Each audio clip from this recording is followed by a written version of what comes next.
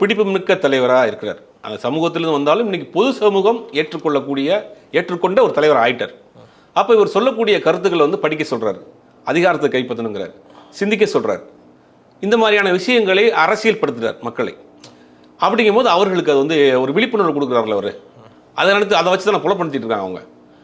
அரசியலை வச்சு புலப்பு நடத்துறவங்களுக்கு அரசியல் சாதிங்கிறது ஒன்றும் கிடையாது, நீங்கள் படித்தா தான் உங்கள் வாழ்க்கை, சிந்தித்தா தான் உங்கள் வாழ்க்கை, நீங்கள் அடுத்தடுத்த தளத்துக்கு போகணும், அரசியல் நீங்கள் இப்படி தான் பார்க்கணுங்கிற ஒரு பக்குவப்படுத்துறாருல, ஒரு கூட்டத்தை வந்து ஒரு ஒரு ஒரு ஸ்ட்ரெச்சரை உருவாக்குறாருல, அது அவர்களுக்கு எரிச்சலாக இருக்குது. அதுதான் காரணம். இப்போ பொது சமூகம் ஒரு குறிப்பிட்ட வட்டத்துக்குள்ள போட்டு அடைச்சி வச்சுருந்தாங்க. அதை தாண்டி இன்றைக்கி பொது சமூக மக்கள் இன்றைக்கி ஏற்றுக்கொள்ளக்கூடிய ஒரு தலைவர் ஆயிட்டார். அவருடைய பேச்செல்லாம் இன்றைக்கி எல்லாரும் பெரும்பாலும் விரும்பி கேட்க ஆரம்பிச்சிட்டாங்க. அவர் ஏன்னா அறிவுபூர்வமாக பேசுகிறார், சிந்திக்க சொல்கிறார். அப்படிங்கும்போது அவர்களுக்கு வந்து நம்ம பொழப்பு போதே, மக்கள் திருந்திட்டானா, சண்டை போடாமல் போயிட்டானா, ஜாதியை வச்சு பேசாமல் போயிட்டானா நம்ம பொழப்பு போயிருமே. அப்படிங்கும்போது அவரை இன்றைக்கி வந்து காரணம் பண்ண ஆரம்பிச்சிருக்காங்க.